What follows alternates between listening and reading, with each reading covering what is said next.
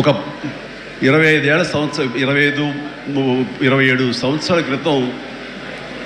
Blood దొరకక అనేక మంది ప్రాణాలు కోల్పోతున్నారు. అది ప్రసవం సమయంలో కానివ్వండి, అయితే ఈ యాక్సిడెంట్ సమయంలో కానివ్వండి, అలాగే తలసీమ వ్యాధిగ్రస్తులు కానివ్వండి, క్యాన్సర్ పేషెంట్స్ కానివ్వండి, ఇలాగ రకరకాల వ్యాధిగ్రస్తులు చనిపోతున్నారు అని తెలిసిన తర్వాత బ్లడ్ దొరకదా, బ్లడ్ ఇవ్వరా, ఎంతమంది ఉన్నారు, ఎందుకు ఇవ్వలేరు అన్న థాటు నన్ను ఎప్పుడు తొలుస్తూ ఉండేదన్నమాట. సో మన ఫ్యాన్స్ని మనం వేరే వాటికి డ్రైవ్ చేసే కంటే వేరేగా వాళ్ళని వాడుకుంటూ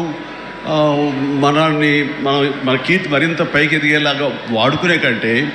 వాళ్ళని ఈ బ్లడ్ డొనేషన్ వైపు మనం మళ్లించగలిగితే కనుక, వాళ్ళు అత్యంత శక్తివంతమైన మనుషుల్ని సామాజిక సేవ వైపు మనం డ్రైవ్ చేయగలిగితే, వాళ్ళని ఛానలైజ్ చేయగలిగితే కనుక, ఆ కన్న తల్లిదండ్రులు కానీ, ఆ సొసైటీలో ఉన్నటువంటి ఇతర వ్యక్తులు కానీ, ఆ సమాజంలో వాళ్ళు కానీ, వాళ్ళ పట్ల ఉన్న దురభిప్రాయాలని పోగొట్టుకుని మంచి అభిప్రాయం ఏర్పడుతుంది కదా, వాళ్ళకి అల్లని సంతృప్తి వస్తుంది కదా, తద్వారా నేను కూడా ఎంతో సంతృప్తి చెందిన వాడిని అవుతాను, ఒక మంచి పని చేసినటువంటి దానికి నాంది పలికిన వాడిని అవుతానంటూ ఆ రోజు ఇచ్చిన పిలుపు, నిరంతరంగా పెర్సిస్టెంట్గా ఇచ్చిన పిలుపుకి ఈ రోజున వేల మంది, లక్షల మంది ఈ రోజున ఈ కార్యక్రమాల్లో పాల్గొంటూ వస్తున్నారు. ఎనలేని సంతృప్తి పొందడమే కాదు, ఎంతోమందికి ప్రాణాలని కాపాడుతున్నారంటే కనుక అది